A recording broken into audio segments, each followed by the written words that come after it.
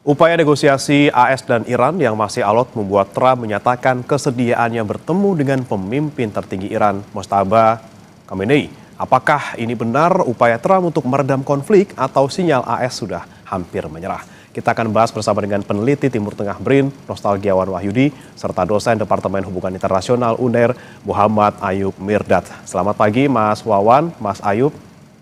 Ya, Selamat selamat pagi. pagi, Mas. Baik, saya ke Mas Wawan terlebih dahulu. Mas Wawan, ini pernyataan yang mengejutkan lagi keluar dari mulut Trump gitu ya, bersedia untuk bertemu dengan Mojtaba. Dan Iran juga sudah kita tahulah apa kemudian responsnya gitu ya. Nah, apa yang kemudian bisa Anda baca dari pernyataan Trump ini? Apakah ini asal bunyi saja atau memang sudah menunjukkan bahwa sudah sangat-sangat terdesak dan mulai putus asa? Kita harus mencermati ya. Jadi memang tidak ada yang sesuatu yang benar-benar tidak ada kejutan dalam Trump ya. Jadi sekarang Trump ngomong A, besok ngomong B. Jadi itu memang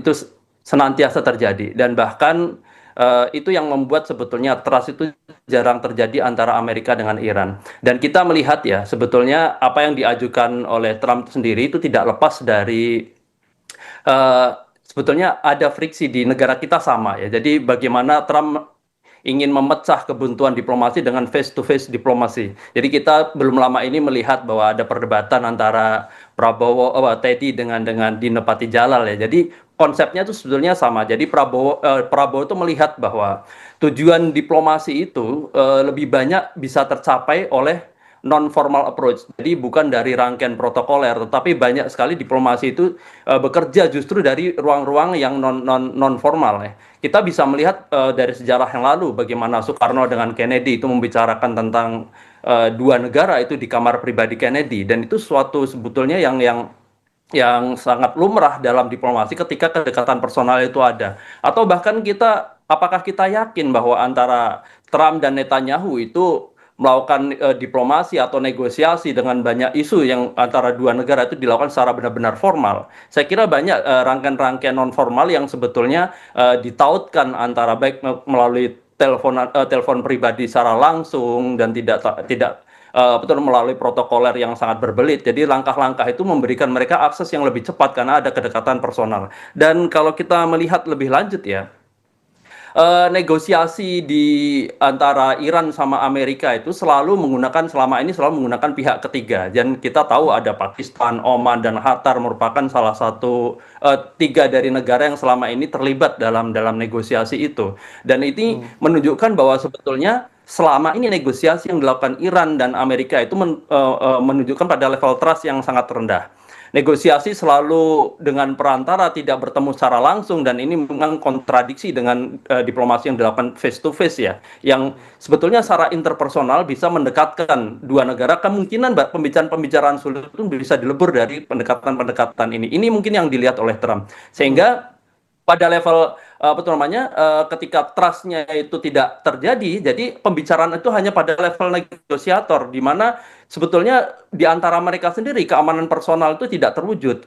Dan ketika keamanan personal itu tidak terwujud di antara negosiator, maka sebetulnya capaian dari diplomasi yang dibicarakan itu kita yakini sejak awal memang sangat rendah. Jadi bagaimana sebuah negosiasi akan mencapai titik temu ketika level of trust itu sangat-sangat rendah. Dan ini mengalami disparitas yang sangat tinggi ketika kita melihat ya antara Iran dengan Amerika Serikat, dan kebuntuan diplomasi hingga saat ini yang dikatakan oleh Trump, we are in the last minute of diplomasi, kita akan mencapai sebuah titik, sudah akan berakhir dan pembicaraan menyetujui banyak hal gitu ya. Ternyata pada saat ini Trump tidak bisa menipu publik bahwa sebetulnya hingga saat ini belum ada deal yang bisa disepakati dan nyaris belum ada jalan keluar.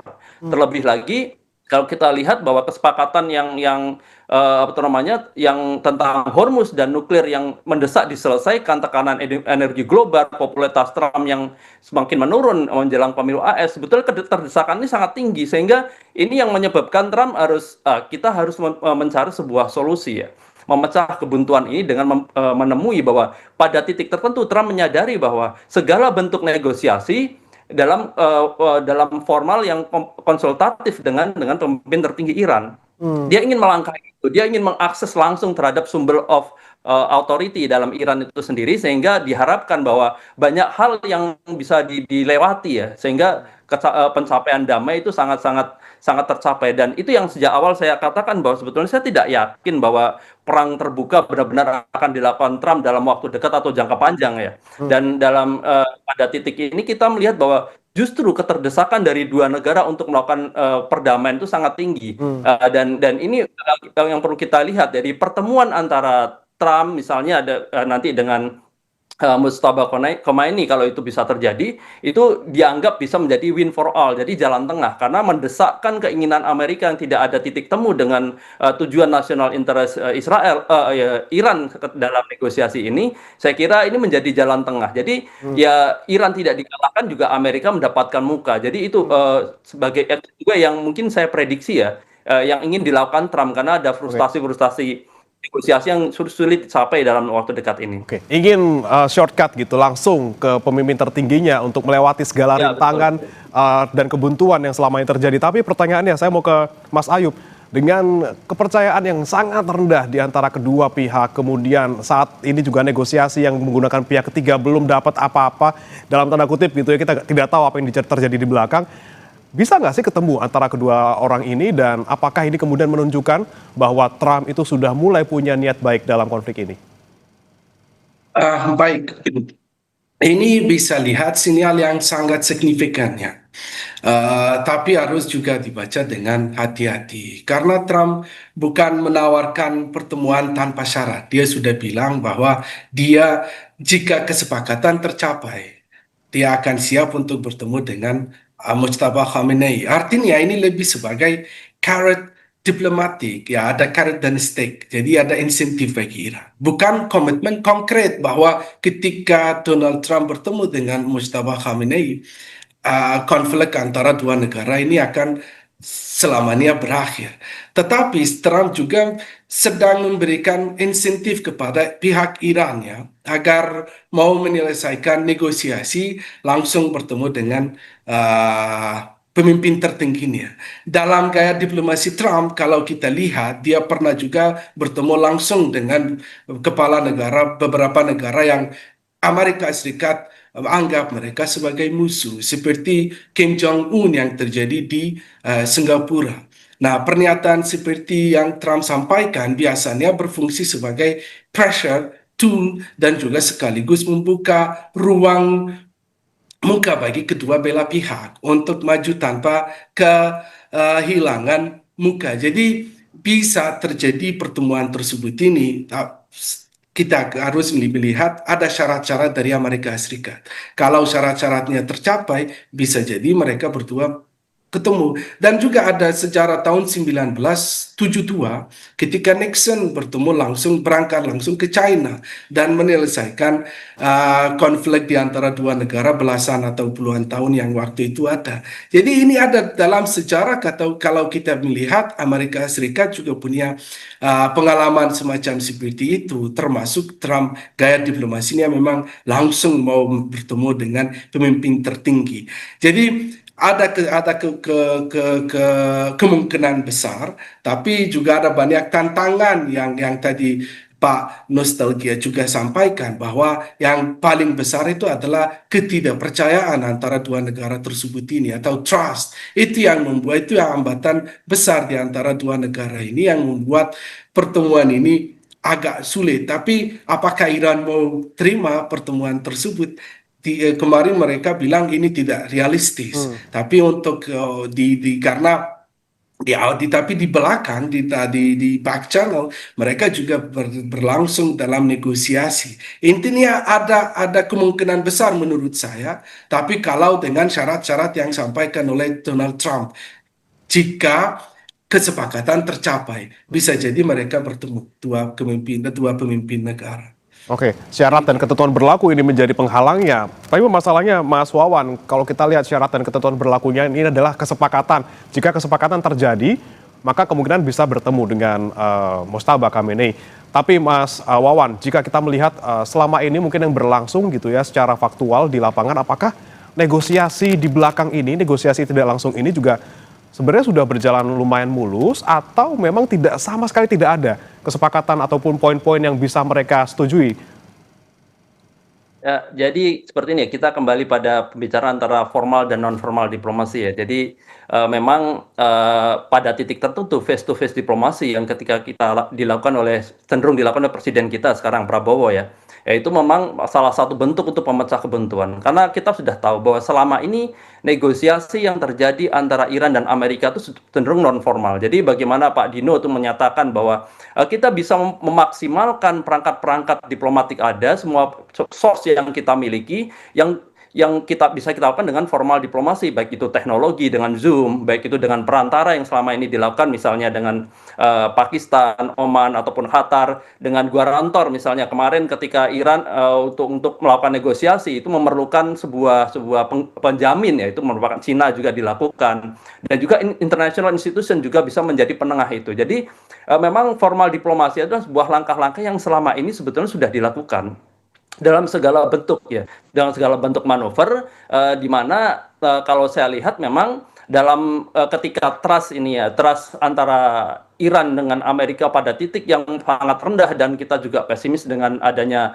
pencapaian yang akan terjadi ya, karena kemarin kita juga mengetahui bagaimana Menteri Perang Brexit itu di tengah-tengah negosiasi yang cukup baik ya kalau kita katakan, jadi ada pelunakan dari pihak Iran tentang nuklir dan Amerika juga cenderung bicara ke sana. Pada di tengah pembicaraan itu terjadi telepon dari Netanyahu, Bibi Netanyahu langsung melakukan direct call dan itu membuyarkan segala kesepakatan yang ada.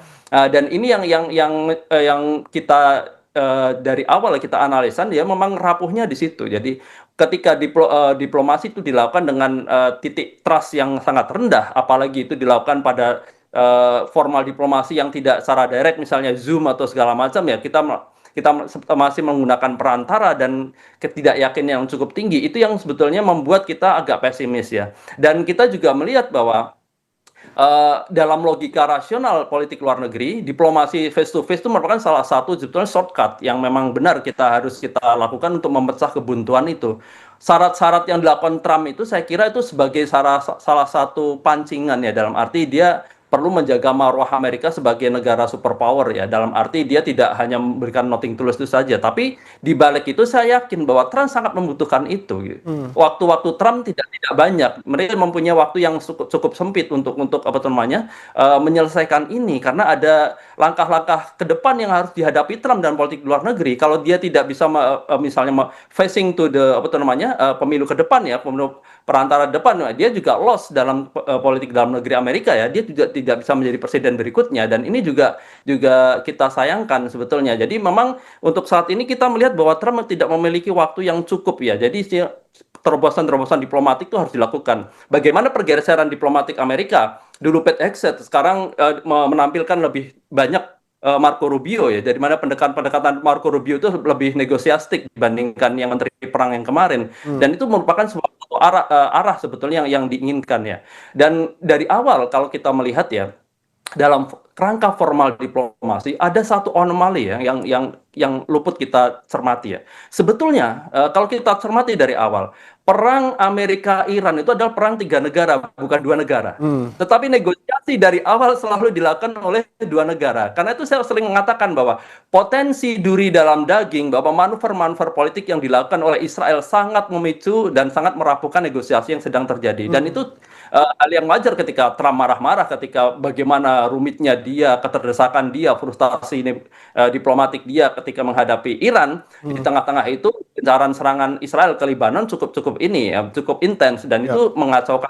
Dan kita tahu bahwa meskipun ditolak bahwa perang Israel-Lebanon itu merupakan sesuatu hal yang lain dibandingkan perang antara dengan Amerika, tetapi Iran selalu memasukkan itu karena itu salah satu proksinya. Dan upaya-upaya Israel untuk saya katakan mengisolasi diri ya dari upaya-upaya perdamaian ini, kita bisa melihat bahwa memang target Israel memang di luar itu gitu loh. Jadi perdamaian yang terjadi antara Amerika sama Iran itu merupakan salah satu kerangka di luar target diplomatik yang Ya. dimiliki oleh Israel. Israel mempunyai national interest sendiri. Oke, Oke. dia mempunyai national interest untuk menaklukkan Iran, regime change di Iran dan pemusnahan nuklir di Iran. Tetapi dia juga memiliki kepentingan untuk memperluas wilayah. Kita tahu 2 minggu sebelum penyerangan 7 Oktober 2023, dia memampangkan sebuah new map of Middle East di mana Ya. total wilayah blok Israel termasuk Gaza dan West Bank itu dinyatakan satu blok adalah satu warna dan itu adalah teritorial Israel, dan dia membuat kerangka baru kerjasama normalisasi diplomatik negara-negara dengan Israel untuk menciptakan sesuatu yang baru. Itu Ya. sebetulnya nasional interest yang lain. Jadi leave it, perang itu menjadi sebuah pertarungan antara Iran dengan Amerika. Dia mengurusi lain bagaimana dia menguasai Golan Heights dan juga perbatasan selatan Lebanon, dan Oke. itu upaya-upaya national interest yang kedua yang memang ingin dicapai, dan dia sangat terancam dengan adanya upaya perdamaian ini. Baik. Ketika upaya perdamaian ini dilakukan dan itu misalnya tercapai, maka perhatian dunia akan kembali ke Gaza dan Lebanon. Ya. Dan ini sesuatu yang tidak menguntungkan bagi Israel di Baik. tengah negosiasi. Duri dalam Makanya ini ada daging ya, upaya-upaya seperti itu. Mas Wawan, Israel ini yang masih kemudian menjadi salah satu ganjalan perdamaian antara Amerika Serikat dan juga Iran. Dan saya mau ke Mas Ayub. Mas Ayub, selain tadi soal Israel yang masih menjadi ganjalan, suka masuk dalam upaya perdamaian Amerika Serikat dan Iran dan mengacaukannya dalam tanda kutip, ada juga trust yang masih kurang, apalagi AS dan juga Iran masih saling serang. Terakhir Sabtu kemarin juga saling serang gitu ya. Bagaimana kemudian bisa melihat ini?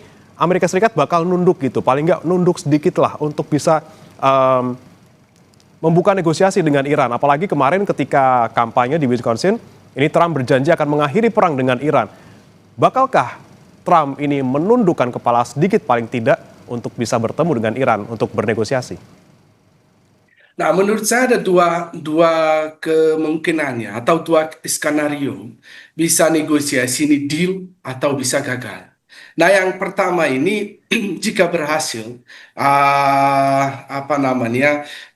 deal minimalis dia tercapai antara Iran dan Amerika Serikat. Iran mungkin setuju untuk melakukan moratorium nuklir jangka panjang, ya, yang itu salah satu syarat dari Amerika Serikat dan juga bisa diverifikasi, dan juga Selat Hormuz ini juga dibuka secara bertahap. Amerika Serikat cabut blokade laut di atau pelabuhan Amerika Serikat seperti yang tadi saya bilang, juga sama yang terjadi antara Nixon di Cina tahun 1972. Tapi itu kalau kemungkinan besarnya, kalau ke skenario pertama. Skenario yang kedua, jika negosiasi ini gagal atau collapse, negosiasi tidak berhasil, itu akhirnya mereka kembali lagi ke perang. Karena dalam sejarah diplomasi atau hubungan internasional selalu kegagalan diplomasi kembali ke perang. Dan ini jika Iran juga, karena selama ini ada tekanan antara dari Amerika Serikat, dari Iran, dan karena namanya gencatan senjata, bukan deal berhasil. Jadi kalau dalam gencatan senjata sering akan ada tekanan yang kita lihat kemarin dari Iran terhadap Kuwait, Bahrain, dan juga atau di Selat Hormuz, dan juga ada balasan atau respons dari Amerika Serikat terhadap Iran. Ini menunjukkan daya tawar dua negara tersebut. Tetapi menurut saya negosiasi ini masih berlangsung, walau bukan secara tatap muka, secara informal atau di back channel. Karena itu yang hal paling penting untuk tahap selanjutnya, negosiasi tatap muka antara dua negara tersebut. Kalau dua negara ini berhasil di belakang, di back channel, dan mereka sepakat tentang poin-poin yang ada, bisa jadi negosiasi akan kita menyaksikan bahwa dua negara ini bisa Donald Trump ketemu dengan pemimpin tertingginya atau kembali lagi di level Kementerian Luar Negeri dua negara tersebut. Jadi tekanan-tekanan yang selama ini berada, saya selalu bilang ini bagian dari negosiasi. Kalau ini tekanan-tekanan karena coercive diplomasi, ya. Jadi mereka menggunakan daya tawarnya, dan kalau lihat dari sisi Iran, Selat Hormuz, program nuklirnya, termasuk proksi-proksinya yang ada di kawasan, itu salah satunya Hezbollah. Dan kalau Amerika Serikat selalu belakang ada kekuatan militer ini, dan juga pangkalan-pangkalan militernya yang ada di kawasan tersebut. Jadi mereka selalu menggunakan tekanan-tekanan tersebut untuk menunjukkan bahwa saya juga tidak lemah. Saya siap kalau ada tekanan dari Iran, dari AS, Iran langsung balas. Walaupun balasannya tidak sebesar Amerika Serikat, tapi Iran tidak mau dirinya kelihatan lemah. Jadi tekanan ini ada selama negosiasi ini masih berlangsung. Sampai mereka berhasil, sampai mereka sepakat. Kalau tidak ya kita akan menyaksikan atau melihat kemungkinan besar akan mulainya perang lagi. Tapi semoga tidak. Mereka bisa sepakat dan mereka bisa ke negosiasi ini bisa berhasil. Karena ada dua hal yang kedua, ada kita harus melihat juga sisi domestik dari dua negara tersebut. Amerika Serikat juga nanti akan ada pemilu di bulan Oktober atau November. Dan ada hardliner atau kelompok yang ingin Amerika Serikat berhasil dengan perang, dengan konflik, dengan apa namanya, kalahkan Iran dan Amerika harus menang. Dalam misalnya ada kelompok namanya hawkish di Kongresnya Amerika Serikat karena juga cukup pro Israel. Tapi di sisi Iran ada tekanan domestik juga, walaupun kita tidak melihat karena ada banyak apa namanya kontrol dari pemerintah terhadap internet dan akses internet masyarakat lokal. Tapi ekonomi Iran ini sudah runtuh. Masyarakatnya juga di bawah tekanan ekonomi yang sangat besar karena sanksi yang selama puluhan tahun ini dan juga perang yang selama 3 bulan sampai mau 4 bulan ini, masyarakat mata uangnya sudah sangat lemah dan masyarakatnya tidak mampu untuk mendapatkan pendapatan yang cukup untuk biaya hidupnya mereka. Jadi ada tekanan dari internal dan tekanan dari eksternal itu yang negara-negara lain atau global ingin secepatnya perang ini selesai karena kita sudah merasakan dampak dari perang tersebut seberapa besar di negara kita maupun di negara lain. Jadi ada poin-poin dan faktor-faktor tersebut ini yang membuat dua negara ini tidak ingin untuk kembali ke perang atau perang ini meluas lagi. Jadi mereka tahu biayanya cukup besar, ya, Iran maupun Amerika Serikat, jadi ingin untuk selesaikan perang tersebut secepatnya. Oleh karena itu kemarin Donald Trump bilang, it's honor to meet my honor to meet the pemimpin tertingginya Iran. Itu ada tanda-tanda bahwa mereka juga tidak ingin melakukan perang, tapi ingin walaupun musuh yang sudah hampir setengah abad, juga dia bersedia untuk duduk di meja dan melakukan pertemuan dan bisa mengakhiri perang tersebut. Demikian menurut saya. Baik, tekanan masing-masing negara, baik eksternal maupun internal ini dialami masing-masing gitu ya, Amerika Serikat maupun Iran. Tapi saya singkat saja ke Mas Wawan. Mas Wawan, jika kita bicara soal sisi Iran gitu ya, yang juga mendapat tekanan. Mungkin kalau secara eksternal, Iran nggak peduli, Iran tetap dengan prinsipnya, nggak mau ditekan oleh Amerika Serikat. Tapi kalau secara internal sudah ada tekanan juga misalnya dari ekonomi rakyatnya sendiri, apakah Iran juga masih mau untuk berkompromi misalnya dengan pengayaan uranium dan juga misalnya dengan pembukaan Selat Hormuz yang selama ini menjadi salah satu senjata utama yang dimiliki Iran sendiri? Ya, dalam hal negosiasi ya, jika ingin menentukan titik temu, maka harus ada menurunkan target diplomatik dari dua sisi ya. Dan Iran sangat rasional dengan hal itu. Jadi pola-pola perilaku diplomatik itu selalu berlaku dengan oleh rasional aktor ya. Dan di mana kalau kita lihat sebetulnya, baik itu Selat Hormuz ataupun nuklir, sebetulnya pada titik yang bisa dinegosiasikan. Bagaimana kalau kita lihat ketika di Oman ya, arah untuk menunda pengayaan uranium dalam 5 tahun dan 20 tahun itu sudah masuk dalam sebuah pembicaraan sebetulnya. Ada sebuah konstruksi diplomati yang cukup maju sebetulnya saat itu sebelum terjadi perang.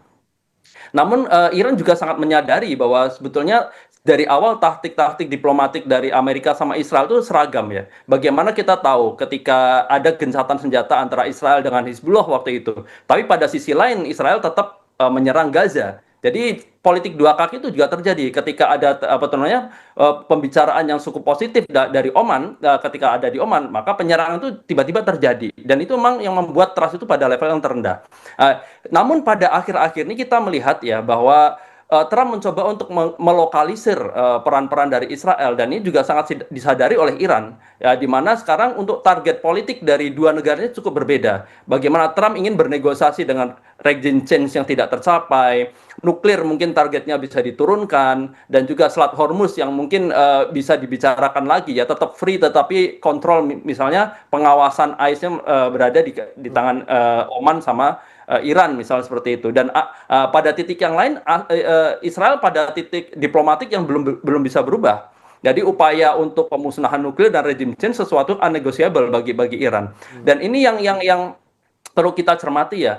Ke depan ada potensi sebetulnya bahwa perang Iran dengan Amerika ini akan dialihkan menjadi perang intra-Arab. Waktu itu bagaimana Israel dan Amerika mendorong Uni Emirat Arab untuk berpartisipasi. Ini masalah pendanaan perang yang juga dibutuhkan. Yang kedua, membutuhkan aliansi yang diperluas.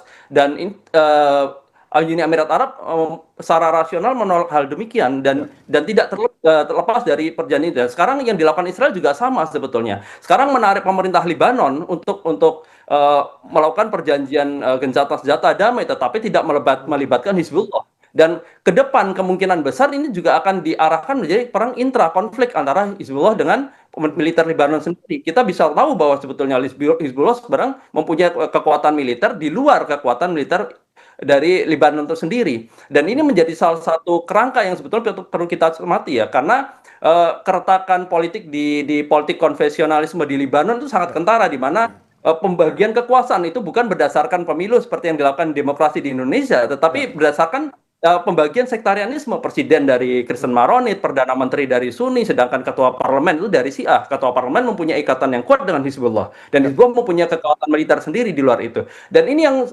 pola-pola semua fluktuasi ini sangat dicermati oleh Iran. Dan di mana sebetulnya ketika Iran melakukan serangan pada Kuwait beberapa waktu lalu, itu targetnya bukan pemusnahan sebetulnya. Targetnya adalah tekanan diplomatik, menunjukkan bahwa Iran tidak pada posisi yang tunduk. Dan ini ya juga menekankan bahwa bagaimana Trump pada titik tertentu juga akhirnya saya harus bertemu secara shortcut dengan pemimpin Iran, merupakan salah satu solusi yang bisa diambil. Dan ini yang menyebabkan kita tahu cara pola-pola itu dicermati. Terjadinya tekanan politik ekonomi yang dirasakan oleh Iran itu sudah berlangsung dari puluhan tahun ya, dan Iran sangat rasional dalam itu. Ketika ini konflik ini bukan sesuatu yang negatif bagi Iran, tetapi salah satu momentum untuk menciptakan perubahan ekonomi politik. Jadi dia punya target bahwa ini harus dimenangkan oleh Iran. Yang dulu Iran disanksi secara ekonomi, bagaimana sanksi itu dibuka. Yang dulu akses terhadap Hormuz itu berkurang, bagaimana sekarang mempunyai akses yang lebih lebar. Oke lah, pada titik tertentu nuklir bisa dinegosiasikan asalkan untuk tujuan masih bisa tercapai. Jadi hal-hal demikian juga dipertimbangkan. Saya kira banyaknya suara dari rakyat Iran untuk mungkin sedikit protes dan sebagian lagi untuk mendukung pemerintah, karena mereka sudah merasakan penindasan itu bukan dilakukan oleh pemerintah Iran, tetapi memang dari Amerika sendiri. Selain memang demokrasi belum bisa terwujud di Iran itu sendiri. Dari sisi Iran bisa memanfaatkan kesempatan dalam kesempitan paling tidak, dan kita harapkan di luar saling tekan antara Amerika Serikat dan juga Iran dan juga diganggu oleh Israel. Perundingan di belakang yang tidak langsung tetap berlangsung, dan paling tidak ada titik-titik kesepakatan yang kemudian akan berujung pada kesepakatan yang lebih besar antara kedua negara. Terima kasih Mas Nostalgiawan Wahyudi, peneliti Timur Tengah BRIN, dan juga sebelumnya Mas Muhammad Ayub Mirdad, dosen Departemen Hubungan Internasional UNER, sudah bergabung di Sapa Indonesia Pagi. Selamat pagi Mas Ayub, Mas Wawan. Ya, selamat pagi. Terima kasih Mas Ayub. Mas.